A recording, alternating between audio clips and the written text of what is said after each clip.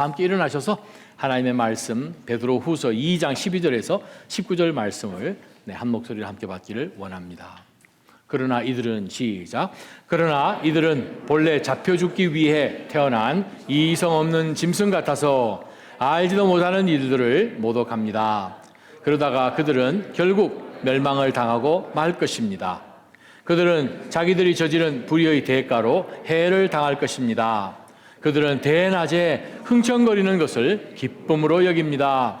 그들이 여러분과 함께 잔치를 벌일 때도 속이기를 꾀하고 그것을 즐거워하니 그들은 점이요 흠입니다. 그들은 음탕이 가득한 눈을 가지고 범죄하기를 쉬지 않습니다. 그들은 연약한 영혼들을 유혹하며 탐욕에 연단된 마음을 소유한 저주받은 자식들입니다.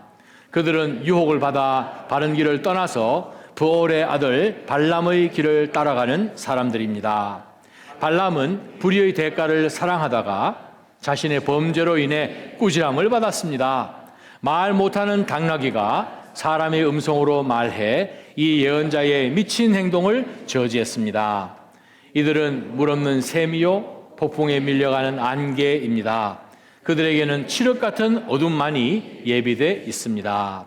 이들은 헛된 자랑의 말을 해 미혹 가운데 행하는 사람들에게서 겨우 빠져나온 사람들을 육체의 정욕 곧 음란으로 유혹합니다.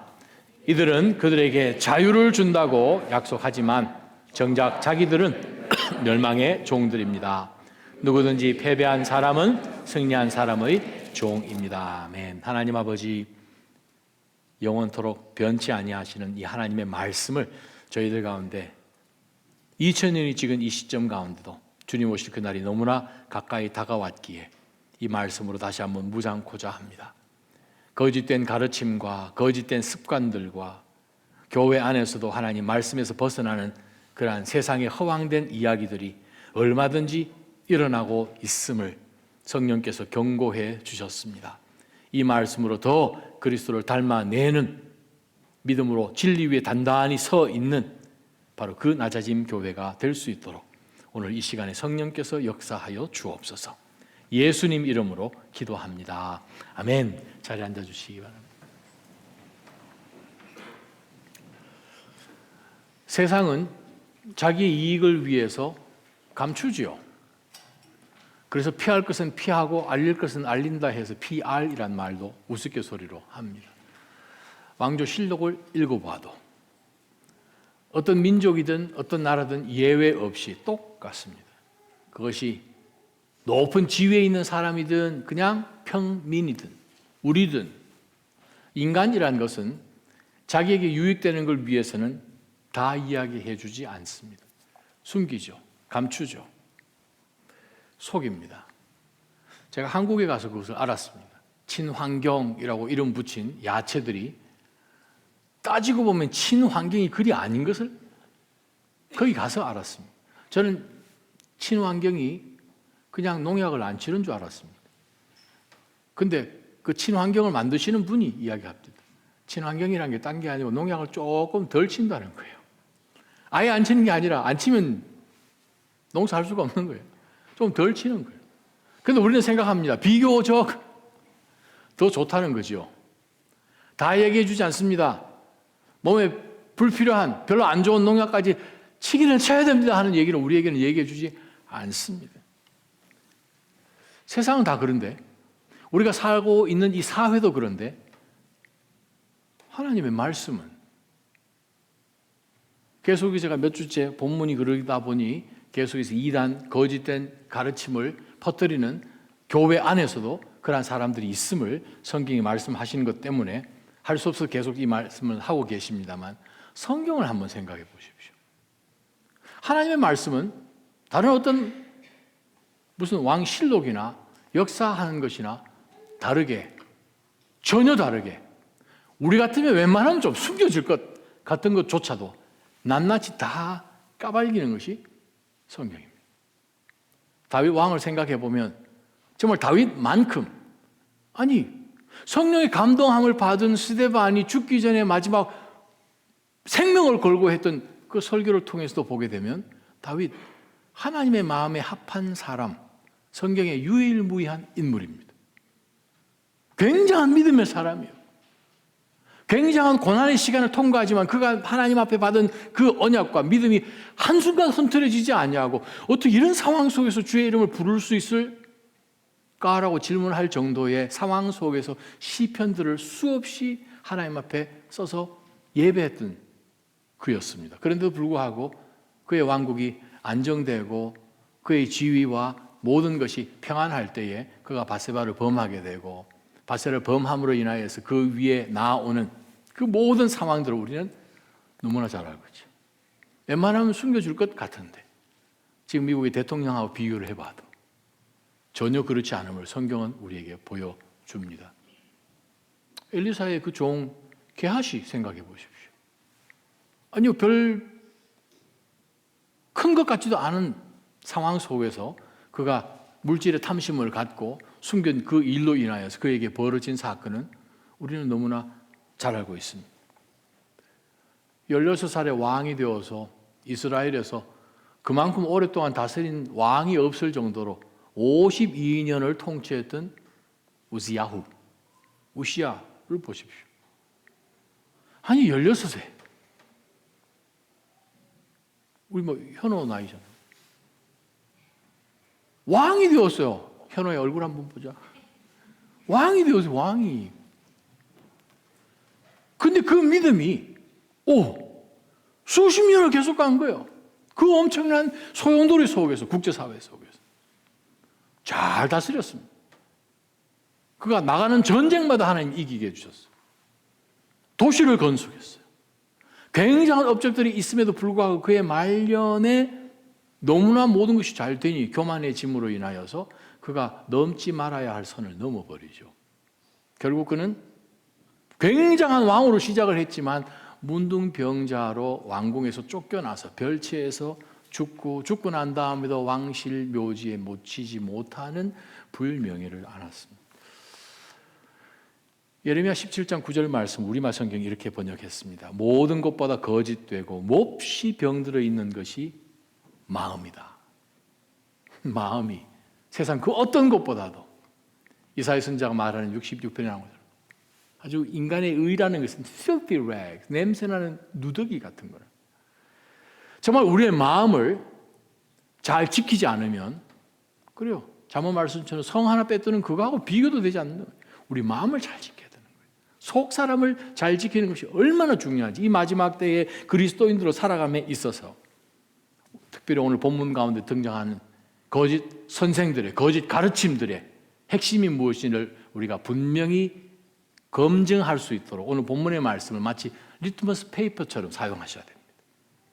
우리 주변의 사단은 우는 사자처럼 어떻게 해서든 우리 그리스도인들 하나님 앞에 어떻게 죽어라 하고 예수 그리스도 닮아보려고 애를 쓰며 몸부림치는 자들에게 슬그머니 가서 거짓된 잘못된 진리를 툭툭 내던지며 자기 자신의 삶이 얼마나 굉장한 삶이었는지를 자랑하며 뽐내며 우리로 하여금 죄악 가운데 끌어내리는 역사가 이 교회에도 얼마든지 있음을 성경은 말씀하시죠.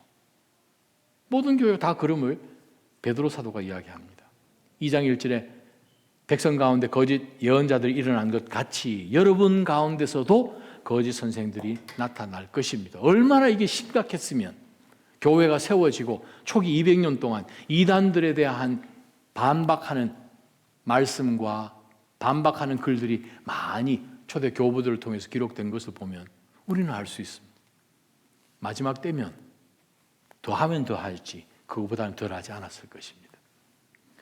우리가 오늘 본문 가운데서 눈에 띄는 구절이 있습니다. 12절 제일 첫 단어입니다. 그러나 이들은 그래서 신약학자들은 보기에 지금 우리가 먼저 보았던 지난주까지 보았던 정말 어느 정도까지 바로 가까이 있는 10절과 11절 가운데서 천사 같은 그러한 혹은 사탄 같은 타락한 천사 같은 이러한 악한 존재들조차도 하나님의 선한 천사들도 이것들에 대해서 욕하지 아니하고 책망하지 아니하고 하나님 앞에 다 맡겼던 것처럼 유다서 그런데도 불구하고 마치 신령한 어떤 지혜와 능력과 판별력이 있는 것처럼 이러한 천사들에 대해서 사탄에 대해서 악한 영들에 대해서 아주 그냥 쉽게 이야기를 하는 그러한 무리들 교만한 무리들과 또 다른 차원의 아주 악한 사람들이 있음을, 그러나 이들은이라고 하면서 새로운 그룹을 이야기를 한다라고 대부분의 신약학자들은 이야기합니다.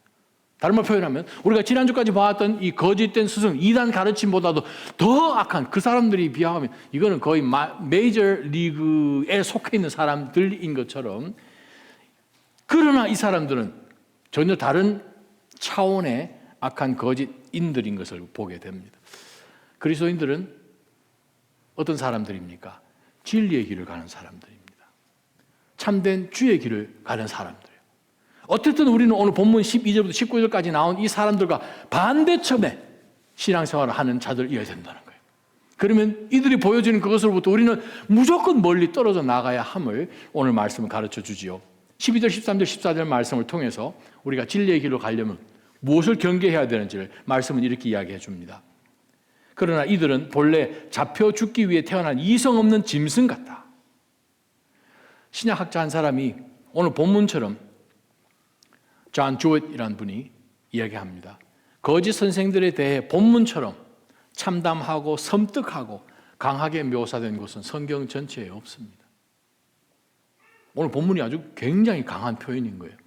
뭐라고 12절에 말씀한 겁니다. 이성 없는 짐승 같아서 알지도 못하는 일들을 모독합니다. 이 무리들이. 그러다가 결국 그들이 멸망하지요. 그들은 자기들이 저지른 불의의 대가에 해를 당할 것입니다. 그들은 대낮에 흥청거리면서 기쁨으로 여깁니다. 그들이 여러분과 함께 잔치를 벌일 때도 공동체가 모였을 때에 성찬이 있었고 애찬이 있었습니다. 애찬을 하고 난 다음에 대부분 성찬을 많이 하죠. 초기 몇백 년 동안의 기록을 보게 되면. 근데 교회 안에서 함께 주님의 성찬을 만찬 함께 나누기 바로 직전에 애찬을 하는 가운데서 우리 옆에 앉아 있는 사람으로부터 이런 일이 얼마든지 나올 수 있음을, 나온다는 사실을 말씀하면서 여러분과 함께 잔치를 벌일 때도 속이기를 꾀합니다. 그것을 즐거워합니다. 그래서 이 사람들은 교회의 점이요 흠입니다. 에베소서 말씀처럼 우리 주 예수 그리스도 오실 때에 점도 없이 흠도 없이 예수 그리스도의 신부로 내가 너희들을 첨가하기 위한 교회의 점과 되고 흠이 된다고 베드로 사도가 이야기할 정도로 굉장한 무거운 말씀을 우리에게 줍니다. 그들은 음탕이 가득한 눈을 가지고 범죄하기를 쉬지 않습니다. 그들은 연약한 영혼들을 유혹하여 탐욕에 연단된 마음을 소유한 저주받은 자식들입니다. 하나님의 사람들이 아니라 이 말이죠. 첫 번째 우리가 붙들어야 할 영적 교훈이 그렇습니다. 거짓 선생들, 거짓 가르치는 사람들은 겉으로 보게 되면 이 사람들 하는 말로 들어볼 때 굉장한 사람 같다는 거예요. 겉으로 볼 때는 굉장한 것 같으나 실상은 정반대인 것을 우리는 봅니다. 왜 반대입니까? 12절에 보니까 이성이 없는 짐승 같다는 거예요.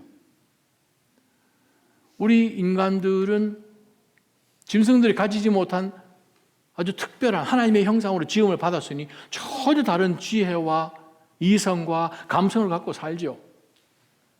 한국에서 목회를 하다가 공동체에서 장례가 하나 있었습니다.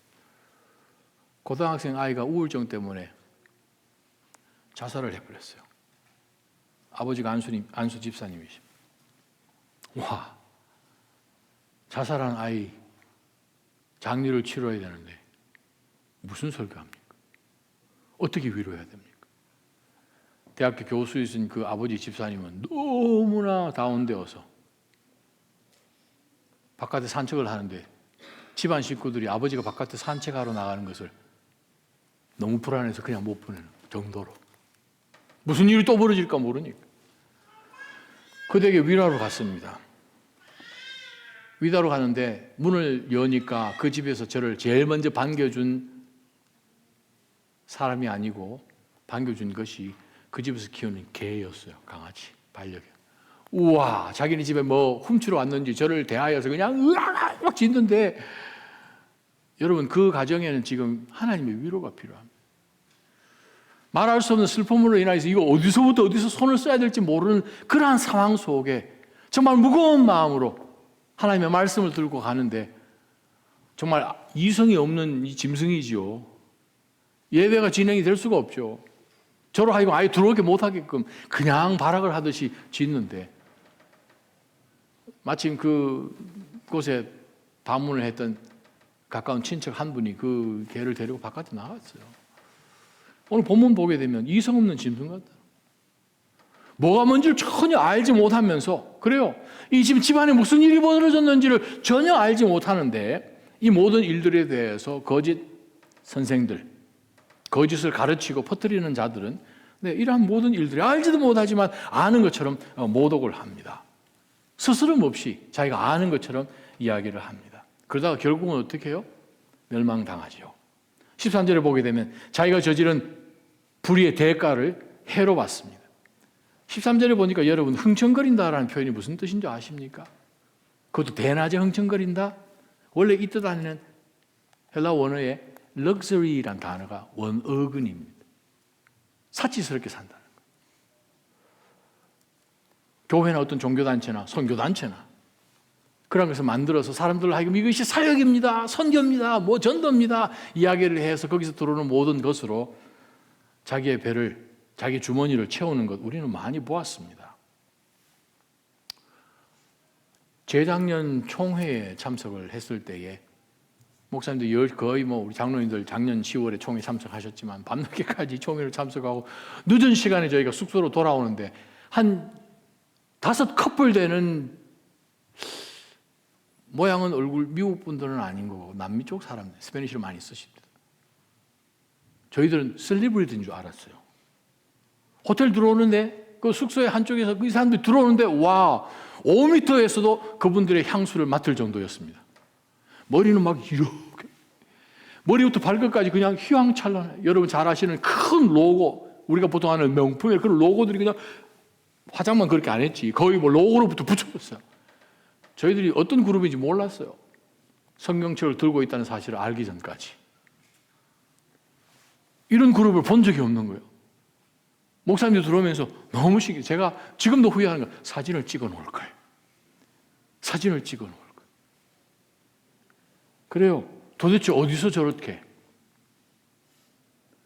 바로 그것을 보면서 대낮인데도 불구하고 흥청거리는 것을 기쁨으로 여기는 것이 여러분이 잘 알고 계시는 언론에도 노출되어 있는 100% 모든 이단들의 특징이에요. 설교 준비하면서 이단들이, 교주들이, 유명한 사람들이 타고 다니는 차 했더니 리스트가 쫙 나오더라고요. 유튜브에. 와, 평균 30만 불 자동차. 우리가 듣도 보지 못한 그러한 자동차들. 자, 그들은 하나님을 믿는 사람처럼 등장을 합니다. 여러분과 함께 잔치를 벌일 때도. 이들의 목적은 예수 그리스도를 닮아가는 것이 아니라 나를 따라오시오, 내가 믿는 신앙 이것 본받으시오 하면서 속이기를 꾀합니다. 바로 그것이 그들에게 즐거움이다 보니 어떻겠습니까? 이제 우리가 2월달 되면 셀 예배 시작합니다. 셀 예배 나눌 때에 우리는 경계해야 됩니다. 왜요? 사단이 우리가 어느 순간에 우리가 넘어뜨릴지 모를 만큼 예의주시하고 있다가 우리를 통하여서 얼마든지 미혹의 역사가 일어날 수 있다는 사실이에요. 우리 바로 옆에서 함께 애찬을 하는 가운데서도 이런 일이 일어난다는 사실을 우리가 기억하면서 정신 번쩍 차리지 않으면 우리는 얼마든지 속이기를 꾀하는 자들에게 속임을 당해서 바로 그들이 가르치고 그들이 주장하고 그들이 자랑하는 그 신앙이 진짜인 것처럼 착각하게끔 만드는 그 일들이 일어납니다. 그들은 음탕이 가득한 눈을 가지고 범죄하기를 쉬지 않습니다. 교회에서 젊은 청년들 서로 마음에 드는 사람들 만날 때 있지요. 근데 오늘 보니까 거짓된 목적을 가지고 공동체 안에 들어와서 연약한 영혼들을 유혹한다는 거예요. 미혹한다는 거예요. 근데 탐욕에 있어서 아주 trained, NIV 성경은 그렇게 번역하죠. 엑스퍼트가 됐다라고 번역하죠.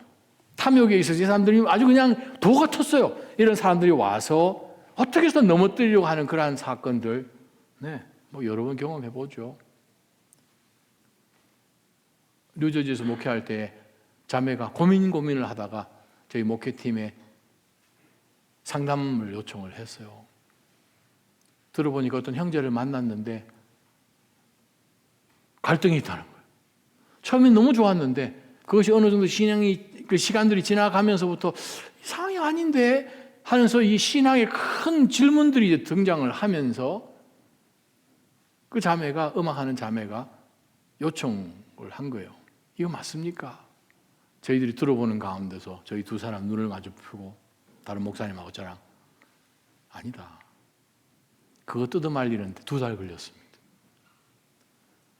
왜냐하면 그 사람만 보면 너무 좋아 죽겠는 거예요. 그런데 우리는 이거는 아니다. 성경 말씀에 기초해 이거는 아니다. 뜯어말렸어요. 눈물, 콧물 다 흘리면서 헤어졌습니다. 나중에 지난 다음에는 목사님 감사해요. 목사님 감사해요. 왜? 그 일이 교회 안에서 일어나거든요. 사랑하는 나자님 성도 여러분, 겉모습만 봐서는 혹은 이 사람이 어떤 교회 직분을 가졌다, 목사다, 장로다, 권사다, 안수집사다 속지 마십시오.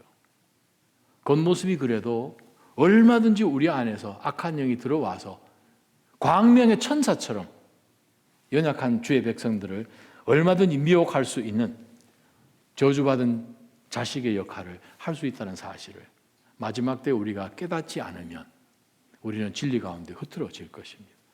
두 번째 말씀 보세요. 15절부터 17절까지. 겉모습은 그럴싸하게 보이지만 얼마든지 속은, 본질은 정반대인 것을 볼 뿐만 아니라 15절 말씀 보게 되면 그들은 유혹을 받아서 바른 길을 떠나는 사람이라는 거예요. 거짓 선생들, 이단들의 특징이 뭐냐 하면 진리를 떠납니다. 진리에서 벗어나요. 진리가 가르치는 그 바른 길을 떠납니다. 떠나서 페올의, 브올이라고 번역되어 있죠. 페올의 아들인 발람의 길을 따라가는 사람들입니다. 자, 그럼 우리가 성경 말씀 질문해요. 발람이 도대체 누군가? 구약 성경에 등장하는 사람이죠. 이스라엘 백성들이 출애굽하고 광야 지나고 이제 거의 이제 이 약속의 땅으로 들어가는 그 시점 가운데서 민수기 22장부터 25장까지 나오는 사건입니다. 이방 사람인데 이 사람은 참 미스테리어스한 사람이긴 합니다. 하나님과 어떤 연결이 되어서 어떤 신적인 그러한 신접할 수 있는 그러한 능력을 가진 예언자로 표현이 됩니다. 이방 사람입니다. 그런데 발락이라는 그 나쁜 왕이, 모압 왕이 자기 지역으로 오는 이 엄청난 무리, 소문을 들어보니까 그들이 가는 곳곳마다 전쟁 붙기만 붙으면 이들이 섬기는 하나님 때문에 주변 나라들이 초토화되는 것을 보면서 저주를 좀 해라. 저주 구슬하려고 이 이상한 이방 선지자인 발람을 엄청난 돈을 주고 오프를 합니다. 하나님이 말씀하십니다. 이 백성은 내 백성이다. 너 저주하려고 생각도 하지 마라. 그래서 그가 갈등을 하다가 노 했어요. 그랬더니 이 발락 왕이 자기 아들 더 많이 왕자들을 보내고 지난번보다도 더 많은 돈을 주어서 너가 이거 한번 굿만 한번 해라. 저주만 한번 해라. 그럼 이게 따줄게. 그랬더니 하나님이 이번에 그래 너 그들 따라가라. 그렇지만 저주는 안 된다. 하나님이 따라가라라는 그 명령 딱 듣는 순간 이거 한번 해야 되겠구나. 악한 생각을 품은 거죠. 그가 움직인 이유는 무엇입니까? 데니로. 엄청난 돈 주는 거 생각해서. 탐욕 때문에 진리, 하나님의 말씀 주셨습니다. 노 절대 하나님의 백성들, 야곱의 자손들 너는 저주할 수 없다. 축복해라. 그럼에도 불구하고 하나님께서 왕자들을 따라가라 말씀하셨으니 그가 우와 이 찬스를 놓칠 수 없다 해가지고 돈 받아 먹으려고 따라간 바로 그 발람 이야기가 오늘 본문에 등장합니다. 발람은 무엇을 사랑했습니까? 진리를? No. 자기 높이는 거예요. 불의요. 의롭지 못한 거. 불의를 사랑하다가 계속해서 나쁜 그 길을 가니 저주를 하려고 하는 가운데 하나님이 막고 오히려 축복하게끔 만드시니 계속해서 그 길을 그가 고집부리며 가려다가 하나님이 그가 타고 가는 당나귀 입을 벌려서 당나귀가 돌아서서 자기 등 위에 타고 있는 발람 선지자에게 야 임마 그만둬라고 했겠죠. 성경에 안 나오지만 얼마나 놀랐겠어요. 짐승이 사람 말을 했으니. 여러분 당나귀 가까이서 보셨습니까? 눈 정말 커요. 이빨 힝 하는 거 한번 보셨어요? 이빨 하나가 거의 여러분 주먹 반만 합니다. 돌아서 가지고 욕을 했는지 모르겠지만 자기 등이 타고 있는 그 발람 선지자에게 자기가 알아들을 수 있는 말로 했으니 얼마나 놀랐겠습니까? 성경은 이렇게 이야기합니다. 자신의 범죄로 인해 꾸지람을 받았습니다. 어떻게? 말 못하는 당나귀가 사람의 음성으로 말해 이 예언자의 미친 행동을 저지했습니다. 어떻게 표현합니까? 미쳤다라고 표현하는 거예요. 진리를 거부하면 미친 것이죠. 진리가 무엇입니까? 다시 한번 우리가 질문해야 됩니다. 진리는 내가 생각하는 마음대로 내가 요리할 수 있는 것이 진리가. 진리는 굉장히 배타적입니다. 진리는 이거 아니면 아닌 거예요. 때로는 기독교가 굉장히 배타적인 종교인 것처럼 밴댕이 속 같은 그래 털 볼 줄은 모른다라고 할 정도로 우리에게 손가락질을 합니다. 어떻게 진리는 어떻게 하겠습니까? 진리가 타협이 됩니까? 해가 동쪽에 뜨는데 내일은 동남쪽까지는 봐주기 가능합니까? 바로 그것을 성경 우리에게 말씀합니다. 그러면서 17장에 보게 되면 바로 이 거짓된 사람들의 인생을 세 가지로 표현을 하는데 물 없는 샘이 물이 있어야 샘이죠. 가서 보니까 아무것도 없는 거예요. 그냥 신기루 같은 거죠. 두 번째, 폭풍에 밀려가는 안개요. 폭풍이 지금 천둥 번개가 치고 지금 폭풍이 치는데 뭐가 와야 됩니까? 비가 와야죠. 농부가 지금 먹구름이 점점 다가오네. 번개도 치네. 우와, 이거 이제 우리가 갈증이 좀 끝나겠다. 가뭄이 끝나겠다 생각을 했는데 그냥 안개가 지나가면 정말 허무하죠. 어제 한번 제가 걸어보니까 가로 세로 1마일 안에 한 치 앞도 보이지 않게끔 안개로 꽉 채울 수 있는 그 물의 양은 여러분이 마시는 물컵의 반입니다. 그거 보고 제가 깜짝 놀랐어요. 여러분이 마시는 그 물컵의 반 정도면 그게 가로 세로 1마일 평방 안에 한 치 앞도 볼 수 없는 안개를 만든. 여러분 물 반컵 가지고 농사 어떻게 짓습니까? 분명히 뭔가 오실 것이라고 기대를 했는데 보니까 정말 아무것도 없는 폭풍에 밀려가는 안개 같은 거예요. 오히려 우리가 안개 끼고 나면 아침에 야 오늘 날 참 좋겠다 이렇게 얘기하잖아요. 세 번째 보게 되면 그들에게는 칠흑 같은 어둠만이 예비되어 있습니다. 하나님으로부터 저주를 받아서 어두운 가운데서 이를 갈게 되는 바로 지옥으로 떨어지는 것을 우리에게 말씀합니다. 우리는 목숨 걸고 진리 위에 서 있어야 됩니다. 진리의 길을 우리는 가야 합니다. 진리의 길을 거부하고 바른 길을 떠나서 자신에게 유익한 것, 자신을 드러낼 만하고 하는 그러한 길을 가는 것은 발람의 길이라고 성경은 우리에게 그냥 플레인하게 얘기해 주고 계십니다. 우리가 어떻게 하면 진리를 지키나요? 하나님의 말씀 가운데 늘 서 있으면 되는 거죠. 세 번째 말씀은 18절부터 내용입니다.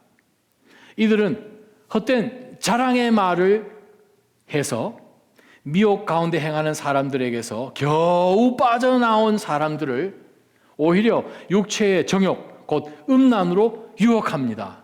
델레야쪼, 델레아라 말인데 이 단어 제일 마지막에 나도 유혹합니다는 그 단어 원뜻이 뭔지 아십니까? 그렇게 번역을 안 해서 그럴 뿐이지 이 단어는 낚시바늘이라는 뜻입니다. 낚시바늘, 훅. 걸리면 못 빠져나오죠. 야고보서 1장 14절에도 똑같은 단어가 쓰였습니다.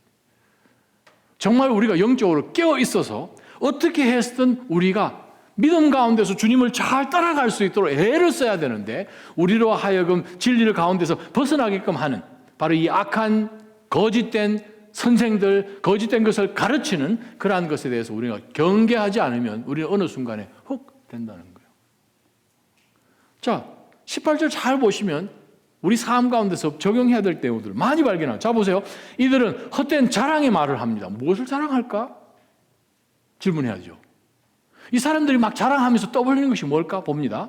자, 헛된 자랑의 말을 해서 미혹 가운데 행하는 사람에게서 이제 겨우 빠져나와서 정말 전전한 거죠. 여러 종교들을 전전한 거죠. 우리 주변에 그런 사람 많지 않습니까? 여러 종교를 다 답습하고 나왔는데 기독교는 또 뭔가 하는 가운데서 예수님을 만나게 되는 그러고 난 다음에 예수님 앞에 주님이 저를 이렇게 찾으셨습니까? 펑펑 우시는 분들. 간증하는 가운데서 그런 간증도 저희 참 많이 들었어요. 어떤 목사님도 있죠. 호랑불교 뭐 이런 데 가가지고 있다가 나오신 분도 계시고. 그래서 그분 쓰신 것이 내가 사탄의 왕관을 벗었나이다. 카이스트 교수죠. 그분이 쓰신 책도 있죠. 대순진리회. 들어본 적 있으십니까? 대순 진리에 간판 걸었던 그 교주가 예수님 영접해서 목사 된 거 아십니까? 희한한 일들 있죠. 바로 그러한 일들이에요. 근데 교회 안에 이러한 거짓된 사람들이 들어와서 헛된 자랑의 말을 하면서 정말 전전긍긍하여서 겨우 이제 주님을 찾아서 믿음으로 신앙생활 해보려고 하는데 베이비 크리스천이죠. 그런데 우리가 헛된 자랑의 말을 통하여서 이 사람들을 오히려 육체를 따라가게끔 또 음란한 것으로 훅 해서 그 사람들을 오히려 섬기는 그러한 것으로 끌어들이지요. 19절에 보니까 이들이 무엇을 자랑하고 무엇을 뽐내는지가 탁 나옵니다. 이들은 그들에게 뭐를 약속합니까? 자유를 준다고 약속해요. 자유. 자, 그러면 우리가 그냥 두 단어가 바로 링크가 되죠. 바로 앞에 나왔던 진리의 길, 자유하며. 예수님이 초막절 한중간에 말씀하십니다. 유대인들과의 논쟁이 벌어지는 가운데서 7장부터 시작되는 내용들이지만 32절에 진리를 알아야 너희가 자유하다는 거예요. 그러면 이렇게 질문해야 합니다. 아니, 이 사람들이 주장하는 자유가 뭐지? 다른 곳에도 자유가 있는데 기독교 안에서 자유 이게 뭘까? 무엇이 자유합니까? 하고 싶은 거 다 하는 것이 자유입니까? 예수님이 나에게 진리를 알지니 진리를 알았으니 진리가 너희를 자유케 하리라. 와, 그러면 내가 하고 싶은 거 다 할 수 있네? 로마서 6장 처음부터 읽으셔야 됩니다. 그러면 여러분 오늘 댁에 가시면 제가 목사로서 여러분에게 당부합니다. 로마서 6장 1절부터 마지막 절까지 다시 한번 단단히 읽으셔서 로마서 6장을 확실히 알고 계시지 않으면 예수님 믿고 나니까 주님이 나에게 자유를 주셨네. 내가 하고 싶은 거 다 할 수 있는 자유. 그게 이단 생각인 거죠. 왜요? 무엇이 진리입니까? 예수 그리스도 진리입니다. 그럼 우리가 예수 그리스도를 안다는 표현은 무엇입니까? 아들이 자유케 해야 참 자유하다. 분명히 말씀하시잖아요. 똑같은 컨텍스트를 보십시오. 그럼 그리스도 안에서 예수 그리스도 믿는 믿음 때문에 진리를 알지니 진리가 너희를 자유하여서 그 아들이 자유케 한 자는 free indeed라고 말씀하셨으면 그 자유가 무엇입니까? 예수님이 어떻게 자유하셨습니까? 아버지의 뜻을 마음껏 하실 수 있는, 마음껏 섬기실 수 있는 자유요. 육체 가운데 있어서 하나님이 나한테 천국 가게 하셨으니 내 인생은 아무렇게나 살아도 된다 하는 것처럼 그 자유는 자유가 아니죠. 그 무슨 자유입니까? 계속해서 죄에 노예된 자유죠. 세 번째 붙들 영적 교훈이 바로 그것입니다. 거짓된 가르침은 우리에게 자유를 준다고 이야기를 하지만 실상 그들이 보여주는 모습은 무엇입니까? 죄에 노예된 모습을 보여주는 거예요. 그들이 자유를 가지고 뭘 합니까? 자기 만족을 위해서 사는 거예요. 자기 육체의 무엇을 위해서 살아가는 그러한 말도 안 되는 모습을 보게 되죠. 우리가 오늘 이 말씀을 정말 잘 들여다보아야 됩니다. 발람이 이스라엘 백성들에게 준 것이 무엇입니까? 아니, 그렇게 살 필요가 뭐 있어? 그냥 좀 자유롭게 좀 살아봐봐 하는 가운데서 발람이 보여준 모습이 딱 그 모습이에요. 이스라엘 백성들을 어떻게 해서든 저주를 하려고 했는데 하나님이 계속 막으시니까 저주를 못했어요. 축복받기 못했어요. 그러다가 이 돈은 받아야 되겠고 자유하다고 얘기는 해줘야 되는데 어떻게 해야 되는가 하는 가운데 그거 한 게 무엇이죠? 모압 백성들이 모여서 잔치할 때에 자유함을 느껴봐라. 네 하고 싶은 거 다 해봐라. 이스라엘 백성들을 다 초대를 하죠. 수만 명이 초대를 받아서 모압 백성들이 모여가지고 몰렉이라는 그 신을 섬기는 가운데서 방탕하게 하는 가운데서 음란하게 하는 가운데서 온 이스라엘 백성들이 눈이 희디부진 거예요. 자기 하고 싶은 거 다 하는 거예요. 육체에 따라가는 사람 다 하는 거예요.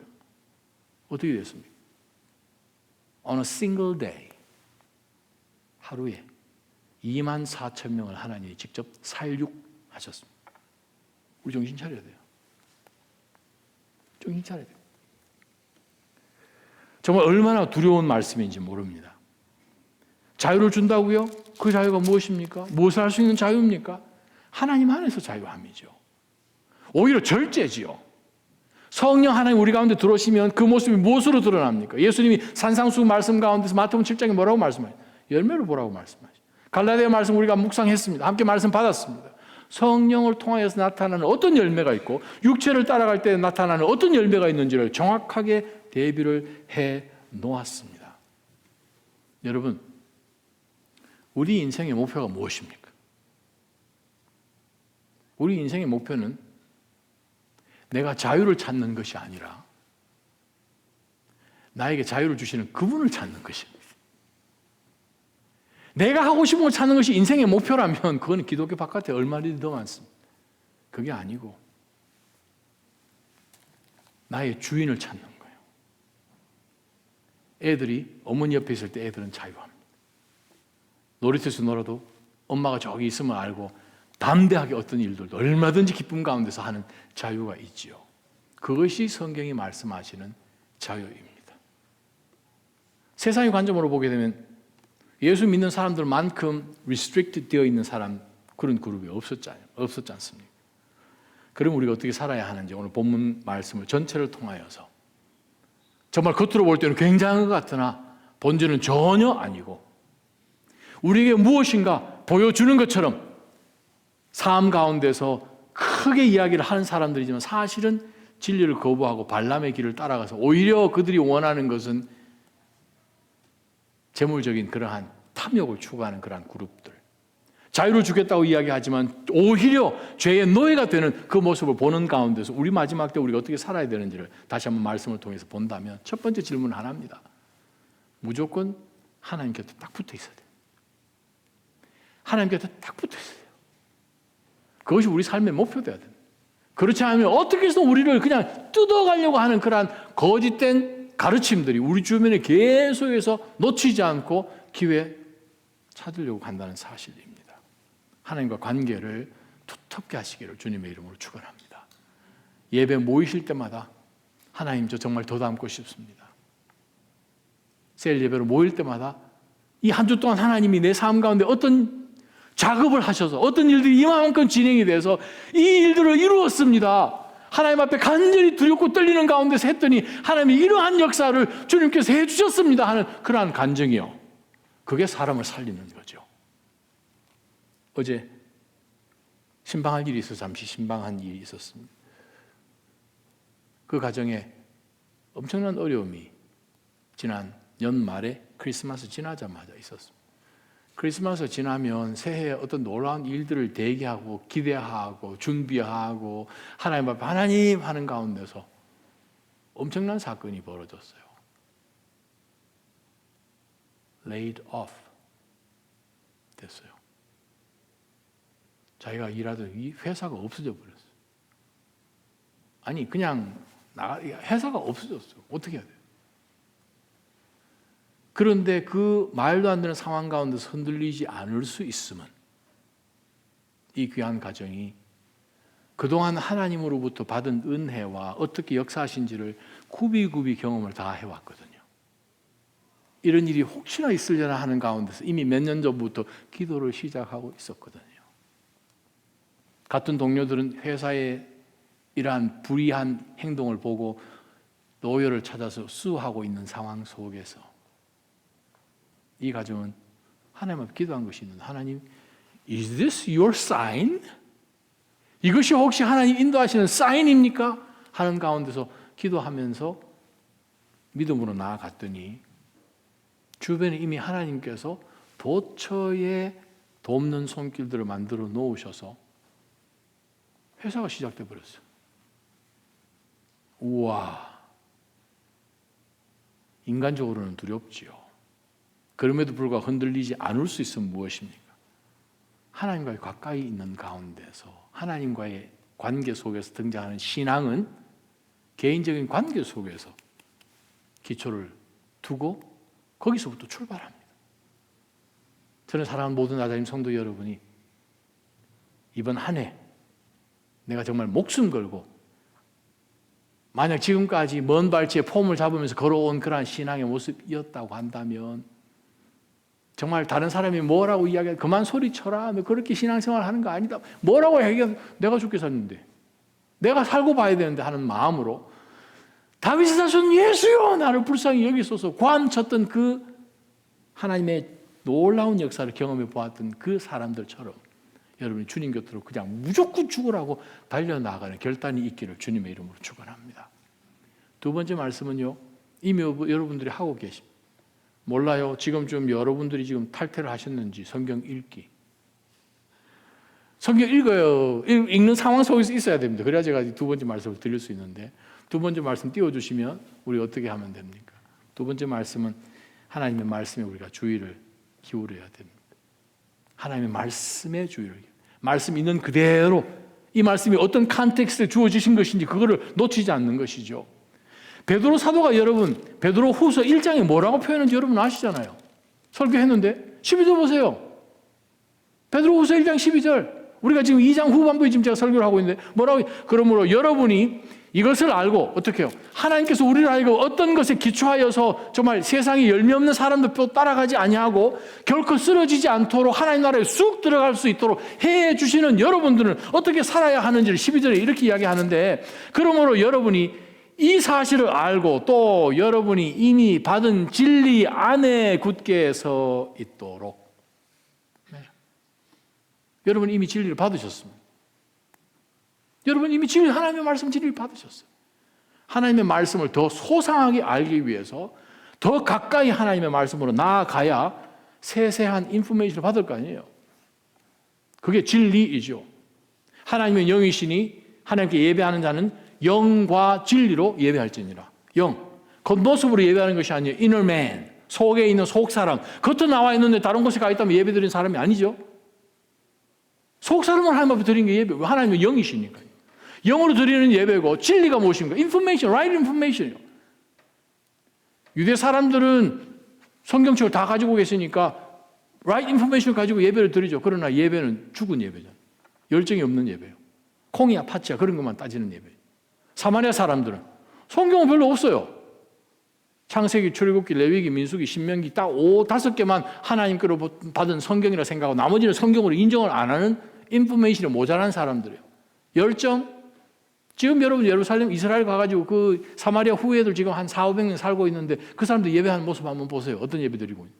완전히 그냥 광적인 예배, 열정적인 드리는 예배예요.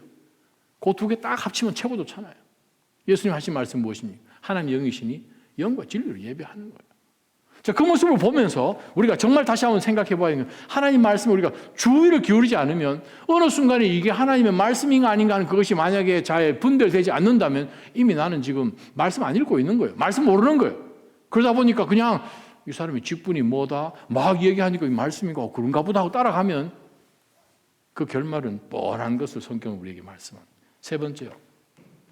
이 말씀 참 중요합니다. 우리 안에 성령 하나님이 계십니다. 그리스도의 영, 예수 그리스도의 영이 우리 안에 계십니다. 때로는 신앙생활에 나가는 가운데서 성령께서 하도 답답하셔서 우리에게 말씀을 통해서도 혹은 사랑하는 믿음의 주변에 믿음의 사람들을 통해서 말씀으로 다시 한번 여가 되게끔 권변을 하는 상황도 있지만 성령 하나님이 직접 우리 마음 가운데서 이거 아닌데 성령 하나님이 간섭하실 때가 있습니다. 그때 우리는 그 하나님의, 신학교에서는 되게 앵커라고 표현을 하는데 하나님이 확 말에 그거를 당기듯이 싹 당겨주는 그것, 움찔하게끔 하는, 바로 거기에 우리가 잘 귀를 기울여야 돼요. 그렇지 않으면요 시간이 오래 걸려요. 한국에 미국 10년을 살다가 한국의 여러 일들로 인하여 학교 때문에 또 들어가서 제가 외국인 학교 교장 생활을 5년을 하게 되는데, 처음 들어간 해에 뭐 10년 동안 한국에 어떤 일이 벌어진지 모르죠. 그러다가 이제 초청을 받아서 구로구 오류동에 있는 어떤 한 교회에 말씀을 전해달라. 그래서 또 숫자가 좀 모여져 있는 영어 예배에 가서 말씀을 전했습니다. 말씀을 전하고 난 다음에 그 교회에서 예배를 또 드리고 시간이 어중간하니까 예배 드리고 식사하고 갑시다 해서 이제 본당에 들어갔는데 와, 본당 올라가는 그 계단이 거의 한 100개 정도 되더라고요. 예전에 그것이 공군 병장으로 썼던 지역이라 그러더라고요. 그 교회로 만들어진 교회가 얼마나 크겠습니까? 이름이 평강제일교회. 몰랐죠? 뭐 한국 다시 되돌아간 지 불과 몇 개월도 안 지난 시점이었습니다. 말씀을 전하고 한국 예배 참석을 해서 저 뒤쪽에 앉아서 말씀을 듣는데 말씀이 조금 이상한 거예요. 맞긴 맞는데 이 목사님이 그냥 뒤도 안 돌아보고 그냥 어디서 성경을 뭐 하여간 1000번 읽었다고 얘기를 하시던데 막 인용 구절을 던지는데 이거 성경 구절이 이게 안 맞는데 하는 생각을 가지면서 와, 목사님 성경 되게 많이 아네. 되게 카리스마 있으시네. 하얀 옷을, 저는 그분이 천사인 줄 알았어요. 하얀 개량 한복을 입으셨는데 신발까지 하얀 백구두를 신으셔가지고 머리는 올백을 하셨고 막 하는데 그냥 얼굴에 완전 카리스마 장난 아니었어요. 그게 한 3,4천 명 모여있는 교회당이 굉장히 컸어요. 근데 그냥 말씀을 선포하는 가운데서 약간 신 듯한 목소리에 도대체 이분이 누구시뇨? 하는 가운데서 빅 퀘션을 가지고 일단 나와서 점심 먹고 집으로 와서 전화기를 들었어요. 저보다 먼저 한국에 나아간 여러 선배 목사님들이 계셔가지고 형, 이거 웬일이야? 뭐 이렇게 얘기하다가 나 오늘 저기 구로구의 오리동에 있는 그 평강제일교회 가서 말씀을 들었는데 그분 설교가 굉장히 침팀에서 많이 하시는데 좀 많이 이상하던데 마음이 조금 이상해서 이거 아닌데 하는 가운데서 일단 나왔는데 그게 무슨 교회야 했더니 그 다음에 들려오는 전화기 소리 야 이놈의 자식아 저랑 아주 친한 형이니까 이단 교회로 왜 가? 그래서 아마 오류가 많아서 오리동인가 모르겠습니다. 평강제일교회 그 교회가 왜 이상한 무슨 교회인데 했더니 그 교회가 대성교회잖아. 정신이 번쩍 들어요. 그 이름이 딱 맞춰지는 거예요. 방유식 목사. 예전에 그 탕명한 그 이단 파헤치고 했던 그 탕명한 그 교수를 살해했던 교회죠. 대성교회. 저 신문 읽은 기사 기억하거든요. 그 교회란 말이야. 네가 정신이 없구만. 거기 가서 예배를 왜 드리냐. 우리 마음 가운데 때로는 성령 하나님 이상하다. 넛지를 주시면 그거를 귀담아 들어야 돼. 그렇지 않으면 계속 경고를 주시는데 그런 가운데서 계속 빠져들면 자기도 잘못이고 주변에 피해 끼치죠. 제가 일했던 그 외국인 학교 옆에 보면 어떤 대학교가 하나 있는데 그 대학교에 정문에 이런 팻말이 있었습니다. 생각을 심으면 행동을 거두고 행동을 심으면 습관을 거두고 습관을 심으면 성품을 거두고 성품을 심으면 운명을 거둔다 라는 큰 팻말이 그 교정 들어가는 입구에 붙여져 있었어요. 어떤 생각을 심고 계십니까? 생각에서 행동이 나오죠. 행동이 반복되면 습관이 나옵니다. 그 습관이 계속 젖어 있으면 그 사람의 됨됨이가 그대로 만들어집니다. 그러면 그 성품 갖고 그 사람의 남은 인생은 숙명처럼 정해지죠. 틀린 말, 성경에 나온 말씀 아니지만 정말 맞는 말씀입니다. 오늘 이 말씀 갖고 얼마든지 교회에서도 얼마든지 우리 가까이 있는 주변 가운데서도 거짓된 가르침으로 우리로 하여금 정말 육적으로 빠지게 하고 물질적으로 빠지게 하고 한국을 대표할 만한 큰 교회, 대형 교회 좀 오래된 제가 한국에 있을 때 사건이니까 아니 뭐 이 한국 총판매하는 그 사람이 우리 교회 장로인데 그 장로가 차를 줘서 뭐 오는데 What's wrong? KBS, MBC 기자들 앞에서 벤틀리 스포츠카 25만 불짜리 잘못된 거죠. 성경 말씀 보게 되면 진리 위에 서 있기를 주님의 이름으로 축원합니다. 하나님의 나라는 먹고 마심에 있지 않습니다. 능력에 있어야 합니다. 여러분 삶 가운데 그리스도의 능력이 나오기 위해서는 우리가 하나님에게 딱 붙어 있어야 됩니다. 주께서 우리 가운데 그렇지 않아도 이 어두운 세상 가운데서 잘 붙들고 살도록 하나님의 말씀을 주셨으니 우리는 주야장창 하나님의 말씀을 묵상하고 그렇게 할 때에 하나님은 우리에게 우리 인생을 복된 인생으로 만들어 주시겠다고 요소 1장 8절 9절에 우리에게 약속해 주시지 않았습니까? 정말 우리는 성령께서 우리 안에 계시기 때문에 이 당시에 경험하였던 그 어떤 것보다도 우리는 더 많은 은혜로 지난 2000년 동안 그리스도의 백성들이 살아오고 그 모든 축적된 것이 우리 안에 있습니다.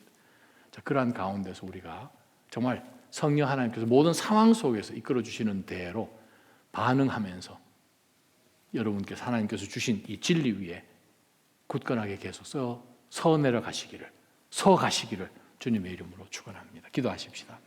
걸어가신 하나님 아버지, 우리가 하나님의 진리에서 벗어나는 것이 하루아침에 내가 이단이 되겠다라고 시작되는 경우가 어디에 있습니까?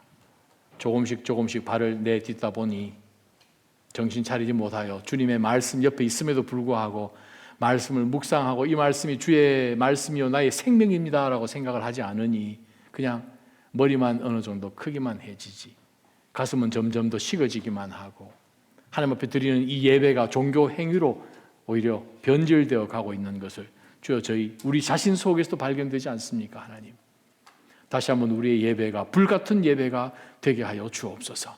우리의 기도가 목숨 걸듯 하나님 앞에 울부짖는 그 다윗의 부르짖음 같은 그러한 기도가 되게 하여 주옵소서.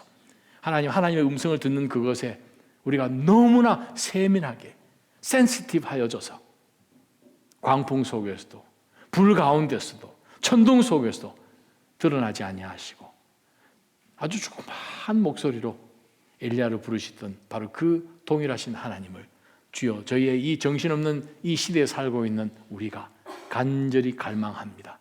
성령 하나님을 통하여 저희에게 직접 말씀을 통하여 말씀하여 깨우쳐 주시옵소서.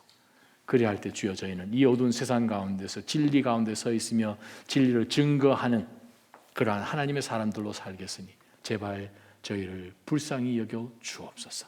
예수님의 이름으로 간절히 기도합니다. 아멘.